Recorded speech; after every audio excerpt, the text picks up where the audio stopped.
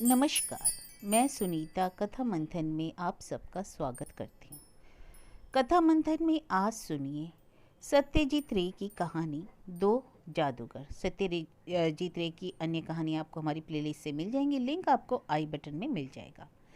तो शुरू करते हैं कहानी दो जादूगर। लेखक सत्यजीत रे। 5, 6, 7, 8, 9, 10, 11 सुरपति ने संदूकों की गिनती पूरी की और अपने सहायक अनिल की ओर मुड़ा। ठीक है, उसने कहा, इनको ब्रेक बैंड में रखवा दो और सिर्फ 25 मिनट बचे हैं। हाँ, मैंने आपका आरक्षण देख लिया सर, अनिल ने कहा। यह एक कुप्पे में है, दोनों बर्थ आपके नाम से ही आरक्षित है, यह सही रहेगा। फिर वह थोड़ा सा और बोला, गार्ड तो आपका प्रशंसक है, उसने न्यू एम्पायर में आपका शो देखा है। यहाँ सर, इस तरफ आइए। गार्ड बीरेन बख्शी एक हाथ आगे बढ़ाए और एक चौड़ी मुस्कान लिए आगे आया। मुझे उस मशहूर हाथ से हाथ मिलाने की अनुमति दें, उसने कहा, जिस हाथ ने वे सारे करतब दिखाए और मुझे बहुत अधिक खुश होने का अवसर दिया। यह वास्तव में गर्व की बात है।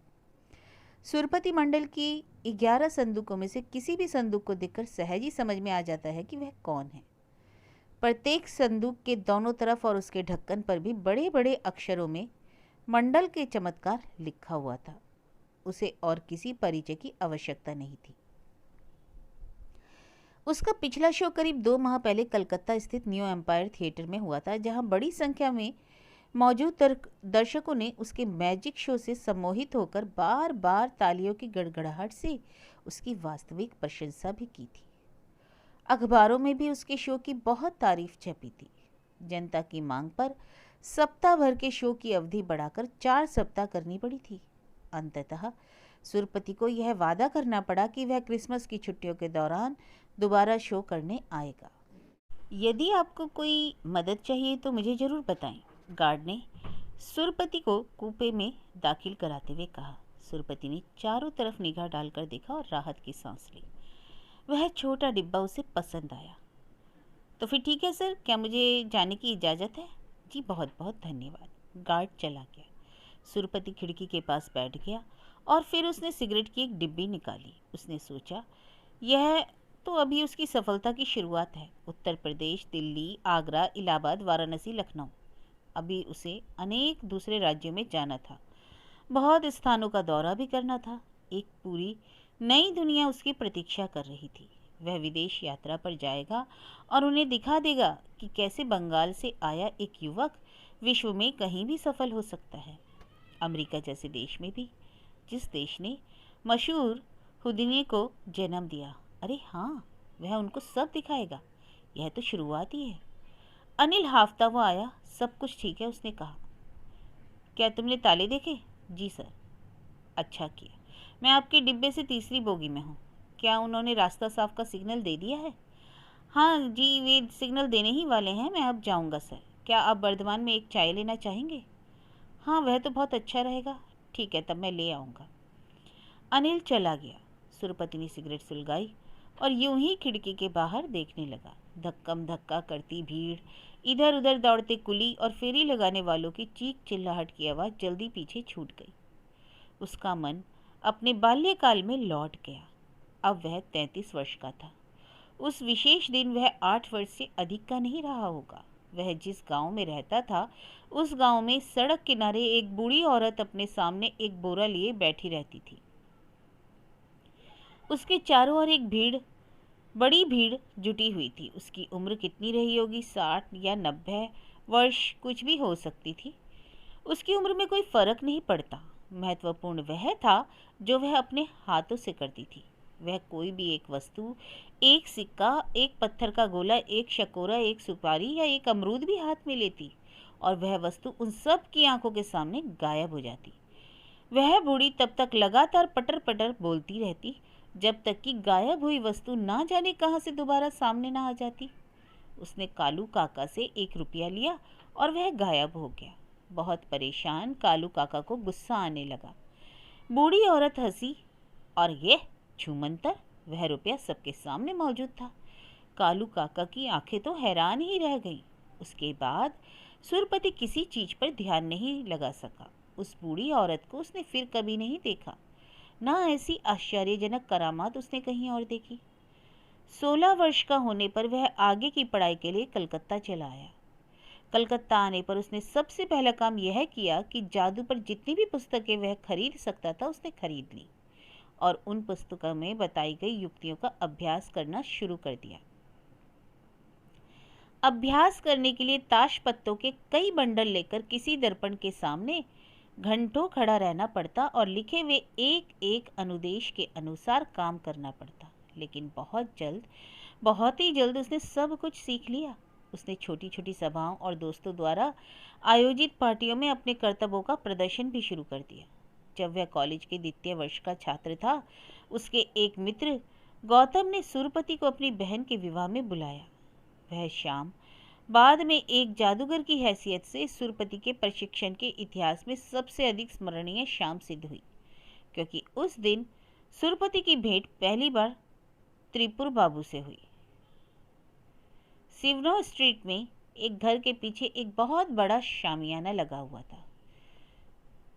त्रिपुर चरण मलिक उस शामियाने के नीचे बैठे हुए थे और विवाह में उपस्थित दूसरे मेहमानों ने घेरा हुआ था।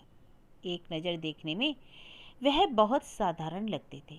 48 वर्ष की उम्र, घुंघराले बाल, एक तरफ मांग निकालकर कड़े हुए, होठों पर मुस्कान, मुंह के दोनों कोनों पर चमकते पान की रस की धार। ऐसे लाखों लोग रोजाना तो देखने को मिलते हैं। त्रिपुर चरण ने उनसे कतई तो भिन्न नहीं था, लेकिन उनके सामने बिछे गद्दे पर जो हो रहा था उसे देखकर कोई भी उनके बारे में अपनी राय बदलने में एक क्षण भी नहीं लगाता। सुरपति को पहले तो अपनी आंखों पर विश्वास ही नहीं हुआ। चांदी का एक सिक्का लुढ़कता हुआ करीब 1 गज की दूरी पर रखी सोने की अंगूठी के पास गया और उसकी बगल में जाकर रुक गया, और फिर दोनों लुढ़कते हुए त्रिपुर बाबू के पास लौट आए। सुरपति आश्चर्य से निकलकर संभल पाता उससे पहले ही गौत के अंकल के हाथ में माचिस की डिब्बी छूटकर जमीन पर गिर गई। सारी तीलियां बाहर बिखर गई। अरे, उनको उठाने की परेशानी मत उठाओ, त्रिपुर बाबू ने कहा। तुम्हारी ओर से मैं उन्हें इकट्ठा कर दूंगा। उन्होंने सिर्फ एक बार अपना हाथ फिराया और सारी तिलियों का ढेर गद्दे पर रख दिया। फिर माचिस की खाली डिब्बी अपने बाएं हाथ में लेकर उन्होंने पुचकारना शुरू किया। आओ आओ मेरे पास प्रिय, आओ। और एक एक तिल्ली हवा में उठती हुई वापस डिब्बे के अंदर चली जाती, मानो वे तिलियां न होकर उनके पालतू जानवर हो और अपने मालिक की आज्ञा का पालन कर रहे हो। डिनर के पश्चात सुरपति सीधा उनके पास चला गया। त्रिपुर बाबू को उसकी रुचि देखकर बड़ी हैरानी हुई। मैंने कभी किसी को जादू सीखने में रुचि दिखाते नहीं देखा है। अधिकतर लोग तमाशा देखने में ही खुश रहते हैं, उन्होंने कहा। 2-4 दिन के बाद सुरपति उनके घर गया। वास्तव में उसे घर कहना अतिशयोक्ति होगी। त्रिपुर बाबू एक पुराने और जीर्ण शीर्ण बोर्डिंग हाउस में एक छोटे से कमरे में रहते थे। घर के हर कोने से गरीबी झांक रही थी। त्रिपुर बाबू ने उसे बताया कि अपना जादू दिखा दिखा कर वह किस तरह अपनी गुजर बसर किया करते हैं। प्रत्येक शो के लिए वह 50 रुपये लेते हैं, लेकिन फिर भी उन्हें बहुत अधिक निमंत्रण नहीं मिलते हैं। इसका मुख्य कारण सुरपति की जानकारी के अनुसार त्रिपुर बाबू के अपने उत्साह का अभाव था। सुरपति कल्पना ही नहीं कर सका कि इतना प्रतिभाशाली कोई व्यक्ति अपनी महत्वाकांक्षी के प्रति पूर्णतया उदासीन कैसे हो सकता है। इस बात का जिक्र करने पर त्रिपुर बाबू ने एक आह के साथ कहा, अधिक शो करने की कोशिश का क्या लाभ होगा। कितने लोग हैं जो एक सच्चे कलाकार की प्रतिभा की कदर करते हैं। तुमने देखा नहीं, उस विवाह में डिनर की घोषणा होते ही कैसे सब लोग दौड़ गए, सिर्फ एक तुमको छोड़कर। क्या कोई भी लौटकर मेरे पास आया? इसके बाद सुरपति ने अपने दोस्तों से बात की और कुछ शो कराने का इंतजाम कर दिया। त्रिपुर बाबू संभवतः कुछ तो कृतज्ञता के कारण और कुछ इस लड़के के प्रति वास्तविक स्नेह के कारण उसे अपनी कला सिखाने के लिए राजी हो गए। मुझे कोई फीस नहीं चाहिए, उन्होंने दृढ़ता से कहा। मुझे खुशी है कि मेरे चले जाने के बाद कोई तो मेरी विरासत को आगे बढ़ाएगा, लेकिन याद रहे तुम्हें धैर्य रखना होगा। जल्दबाजी में कुछ नहीं सीखा जा सकता। अगर तुम अच्छी तरह कुछ सीख जाते हो तो तुम जान जाओगे कि सृजन में कितना आनंद प्राप्त होता है। बहुत अधिक सफलता या प्रसिद्धि तत्काल पाने की अपेक्षा मत रखना, लेकिन मैं कह सकता हूँ कि तुम जीवन में मेरे मुकाबले कहीं अधिक नाम कमाओगे, क्योंकि तुम्हारे अंदर महत्वाकांक्षा है जो मेरे पास नहीं है। कुछ कुछ घबराए हुए सुरपति ने पूछा, क्या आप मुझे वह सब सिखा देंगे जो आप जानते हैं, वह सिक्के और अंगूठी वाला खेल भी? त्रिपुर बाबू हंस पड़े। तुमको धीरे धीरे एक एक कदम चलकर सीखना होगा। इस कला को सीखने के लिए धैर्य और अध्यवसाय की बहुत आवश्यकता होती है। इस कला का विकास प्राचीन समय में हुआ, जब इंसान की इच्छा शक्ति और एकाग्रता बहुत तीव्र हुआ करती थी। आधुनिक इंसान के लिए वहां जाना आसान नहीं। तुमको नहीं पता मुझे कितना परिश्रम करना पड़ा था। सुरपति ने त्रिपुर बाबू के पास नियमित रूप से जाना शुरू कर दिया, लेकिन करीब 6 माह बाद ही कुछ ऐसी घटना हुई जिसके कारण उसका जीवन पूरी तरह बदल गया। एक दिन कॉलेज के रास्ते में सुरपति ने चौरंदी की दीवारों पर बहुत सारे रंगीन पोस्टर लगे हुए देखे। शेफालो द ग्रेट बड़े बड़े अक्षरों में लिखा था। थोड़ा करीब से देखने पर पता चला कि शेफालो एक इतालवी जादूगर है। वह कलकत्ता आ रहा है और अपनी सहायक मैडम पल्मो के साथ। उन्होंने न्यू एम्पायर में अपना जादू का खेल दिखाया। सुरपति 1 रुपए वाली सीट पर बैठा और प्रत्येक खेल को पूरी तरह डूबकर देखता रहा। इन करामतों के बारे में उसने सिर्फ किताबों में पढ़ा था। उसकी आंखों के सामने लोग देखते ही देखते धुएं के बादल में गायब हो गए और फिर उसी सर्पिल धुएं से दोबारा प्रकट हो गए, अलादीन के जिन की तरह। एक लड़की को लकड़ी के बक्से में बंद कर दिया गया। शेफालो ने उस बक्से को आरी से 2 हिस्सों में काट दिया, लेकिन वह लड़की एक दूसरे बक्से से हंसती हुई बाहर निकल आई, पूरी तरह सुरक्षित। उस रात सुरपति की हथेलियों में बहुत दर्द हुआ। उसने इस कदर तालियां जो बजाई थी।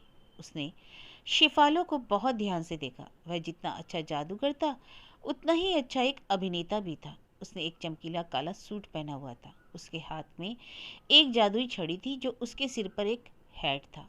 उस हैट से तरह तरह की वस्तुएं बाहर आने का सिलसिला रुकता ही नहीं था। एक के बाद एक उसने हैट में अपना हाथ डाला और एक खरगोश को कानों से पकड़कर खींच लिया। इससे पहले खरगोश अपने कानों को सहलाता, एक के बाद एक कबूतर बाहर आने लगे। 1 2 3 4 वे स्टेज के चारों ओर फड़फड़ाने लगे। इस बीच शेफालो ने अपने हैट से ढेर सारी चॉकलेट निकालकर दर्शकों की तरफ फैलाना शुरू कर दिया। सुरपति ने एक और चीज देखी। शेफालो का अपना खेल दिखाते समय वह बराबर बोलता रहा, एक क्षण के लिए भी नहीं रुका।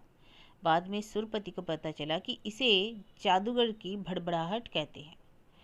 दर्शक उसके निरंतर शब्द प्रवाह से बंधे रहते हैं और जादूगर चुपचाप अपनी कलाकारी का प्रदर्शन करता रहता है। हाथ की सफाई, थोड़ा छल कपट।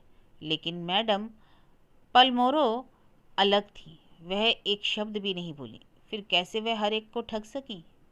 सुरपति को इसका जवाब भी बाद में मिला। स्टेज पर कुछ करतब ऐसे भी दिखाए जा सकते हैं जहां जादूगर के हाथों को कुछ भी करने की खास जरूरत नहीं होती।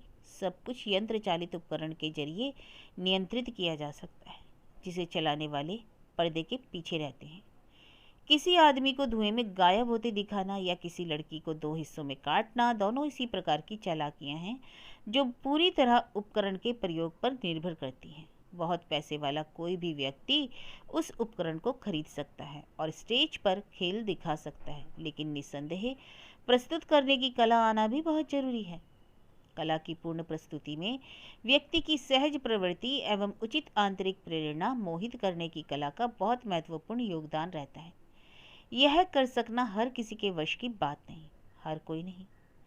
सुरपति चौंक कर अपने दीवा सपन से बाहर आ गया। गाड़ी ने झटके दे देकर अभी स्टेशन से निकलना शुरू ही किया था कि एक आदमी ने बाहर से उसके डिब्बे का दरवाजा खोला और अंदर चढ़ाया। सुरपति ने जैसे ही यह कहकर विरोध करना चाहा कि ये सीटें आरक्षित हैं, उसी व्यक्ति के चेहरे पर नजर पड़ते ही वह हैरान रह गया।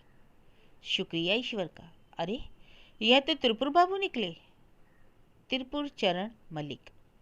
विगत में भी कई दृष्टांत हो चुके हैं जब सुरपति को इसी का अनुभव हुआ। किसी व्यक्ति के बारे में सोचते ही उसके साक्षात हो जाने की घटना सुरपति के साथ पहले ही घट चुकी थी, लेकिन त्रिपुर बाबू को इस प्रकार अपने डिब्बे में पाने जैसी घटना के आगे पिछली सभी घटनाएं फीकी पड़ गईं, धूमिल पड़ गई। सुरपति अवाक बना रहा। तिरपुर बाबू ने अपनी धोती के छोर से अपना माथा पहुंचा, साथ में लाई पोटली को उन्होंने सामने वाली सीट पर रखा और बैठ गए। फिर उन्होंने सुरपति को देखा और हंसे। आश्चर्य, यह क्या तुम नहीं हो? सुरपति ने मुश्किल से कंठ निकला। जी, मैं ही हूँ और मैं चकित हूँ। असल में मुझे पक्का पता नहीं था कि आप अभी तक जीवित हैं।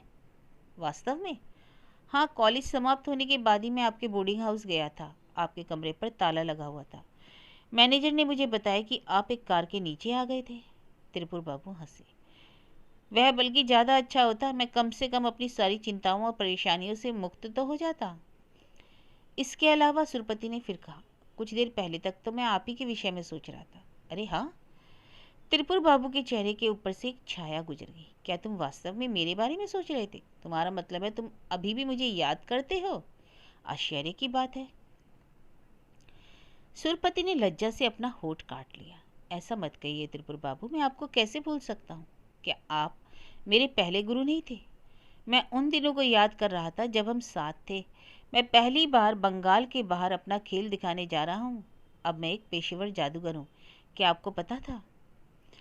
त्रिपुर बाबू ने सहमति में सिर हिलाया। हाँ, मुझे तुम्हारे बारे में सब मालूम है, इसलिए मैं आज तुमसे मिलने आया हूँ। देखो, मैं पिछले 12 वर्ष से तुम्हारे कैरियर को करीब से देखता आ रहा हूँ।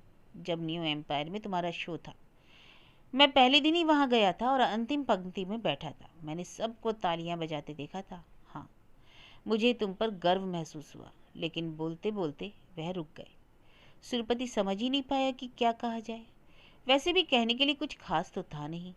अगर महसूस कर रहे थे कि उन्हें ठेस लगी है और उपेक्षित छोड़ दिया गया है, तो इसमें त्रिपुर बाबू का भी कोई दोष नहीं। बहरहाल, अगर उन्होंने शुरू में ही सुरपति की मदद नहीं की होती तो सुरपति उस जगह कभी ना पहुंच पाता जहां वह आज है। लेकिन उसने बदले में त्रिपुर बाबू के वास्ते क्या किया? कुछ भी तो नहीं। उल्टे यह जरूर हुआ कि त्रिपुर बाबू और उनके आरंभिक दिनों की याद उसके मन में बहुत धुंधली पड़ गई थी।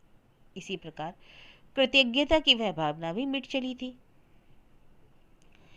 त्रिपुर बाबू फिर बोलने लगे। हाँ, मैंने उस दिन तुम्हारे बारे में गर्व का अनुभव किया, यह देखकर कि तुमने कितनी सफलता हासिल कर ली। लेकिन मुझे थोड़ा खेद भी हुआ। जानते हो क्यों?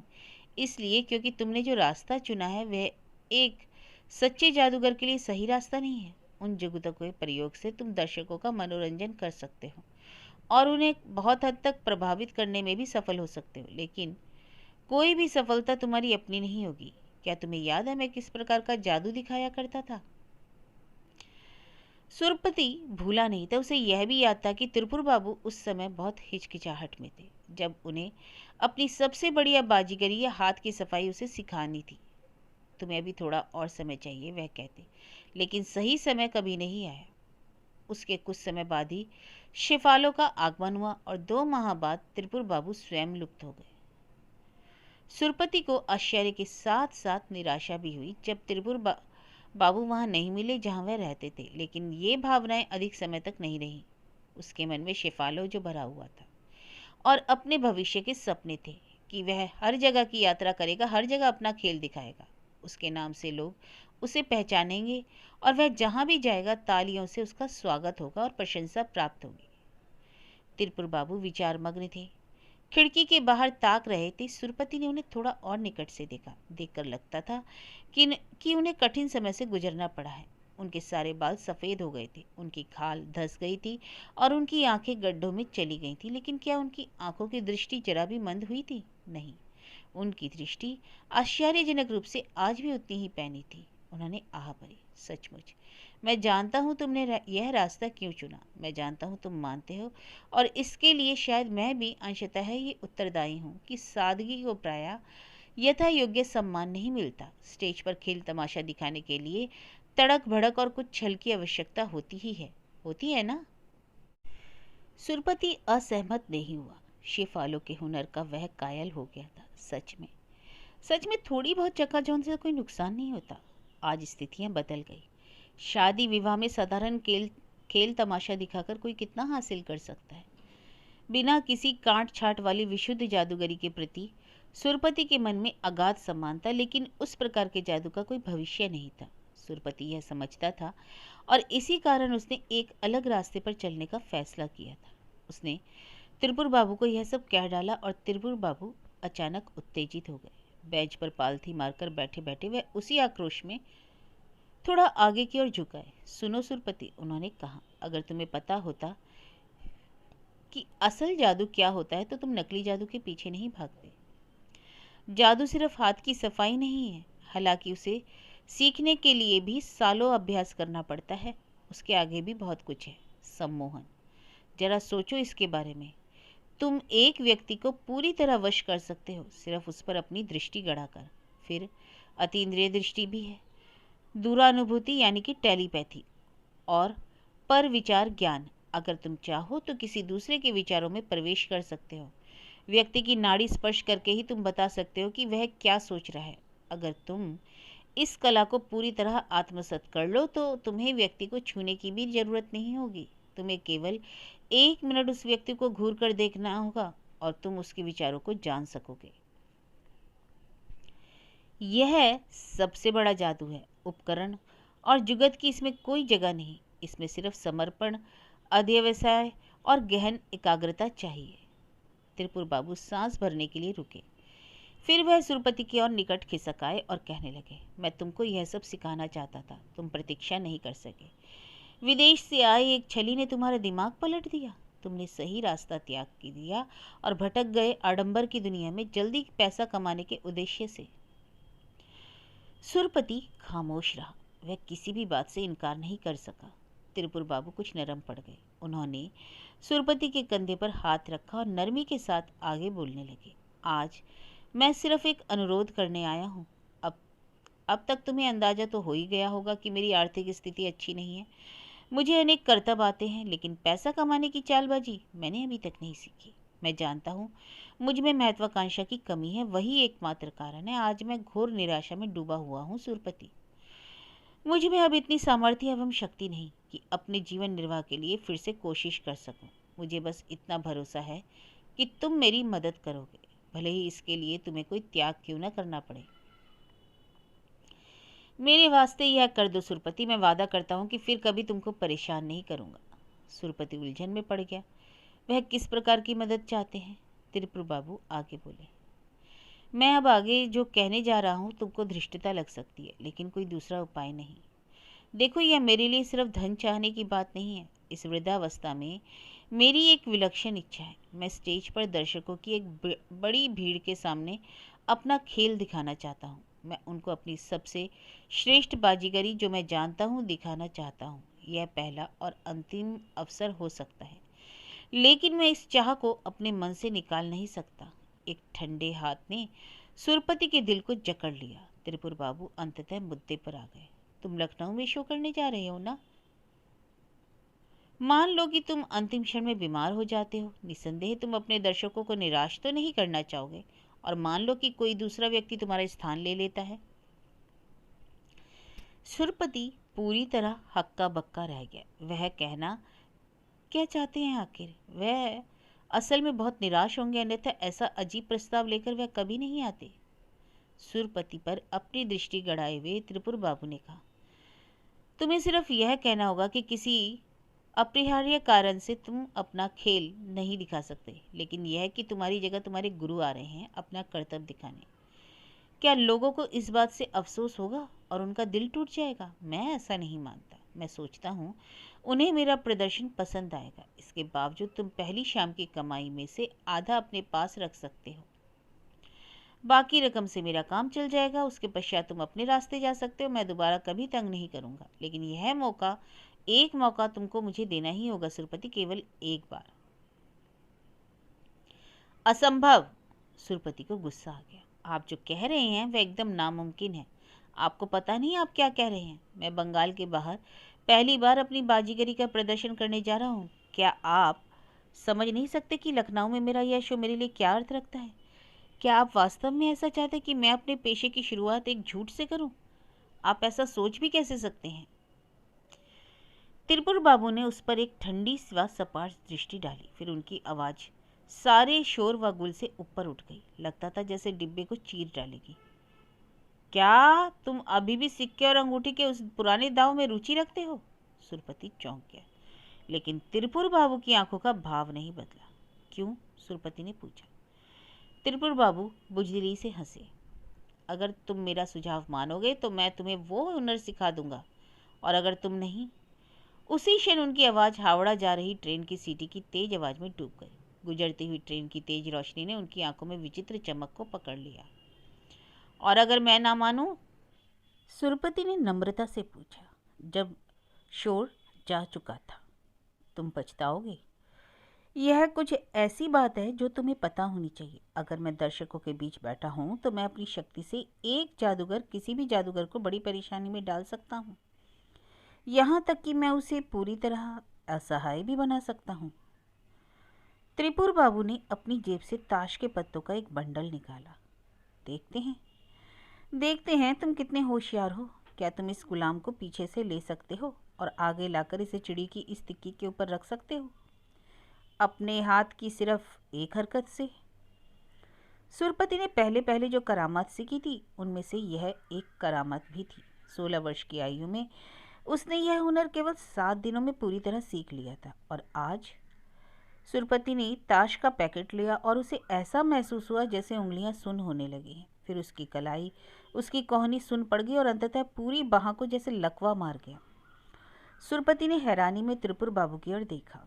उन्होंने एक विचित्र सी मुस्कान के साथ मुंह टेढ़ा किया और उनकी आंखें सीधे सुरपति की आंखों में घूर रही थीं। उनकी आंखों में अमानवीय दृष्टि थी। सुरपति के माथे पर पसीने की छोटी छोटी बूंदें निकल आई। उसका सारा बदन कांपने लगा। क्या अब मेरी शक्ति में तुम विश्वास करते हो? ताश के पत्तों की ढेरी सुरपति के हाथों से छूट गई। त्रिपुर बाबू ने उसे बड़ी सफाई से उठा लिया और कहा, क्या अब भी तुम मेरे सुझाव को मानने के लिए तैयार हो? सुरपति को अब कुछ बेहतर लगने लगा। क्या आप वास्तव में मुझे वह पुरानी करामात सिखाएंगे? सुरपति ने थकावट महसूस करते हुए पूछा। त्रिपुर बाबू ने एक उंगली उठाई।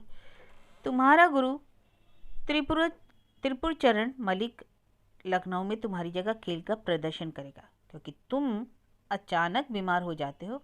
क्या यह ठीक है? हाँ। उस शाम की आधी कमाई तुम मुझे दोगे, ठीक? जी ठीक। तो फिर ठीक ठीक। सुरपति ने अपनी जेब से 50 पैसे का एक सिक्का निकाला और अपनी मूंगे की अंगूठी उतारी। एक शब्द भी बोले बिना उसने दोनों चीजें त्रिपुर बाबू को सौंप दी। जब ट्रेन वर्धमान स्टेशन पर रुकी, अनिल चाय का प्याला लिए आ गया और उसने अपने बॉस को गहरी निद्रा में पाया। सर, सर, अनिल ने कुछ पल के संकोच के बाद कहा। सुरपति तुरंत जाग गया। कौन? क्या क्या क्या है ये? आपकी चाय सर। सॉरी मैंने आपको परेशान किया। लेकिन सुरपति ने बेताबी से चारों तरफ नजर घुमाई। बात क्या है सर? त्रिपुर बाबू वह कहाँ है? त्रिपुर बाबू? अनिल उलझन में पड़ गया। अरे नहीं नहीं, वह तो गाड़ी के नीचे आ गए थे। क्या उन्हें गाड़ी मारकर नहीं चली गई थी? बहुत पहले 1951 में। लेकिन मेरी अंगूठी कहाँ है? कौन सी अंगूठी सर? मूंगे वाली अंगूठी तो आपकी उंगली पर है। हाँ हाँ, सचमुच तो। और सुरपति ने अपनी जेब में हाथ डाला और एक सिक्का निकाला। अनिल ने गौर किया कि उसके मालिक के हाथ कांप रहे हैं। अनिल, सुरपति ने पुकारा, जल्दी आओ, खिड़कियां बंद कर दो। ओके, अब यह देखो। सुरपति ने अंगूठी को बेंच के एक सिरे पर रखा और सिक्के को दूसरे सिरे पर।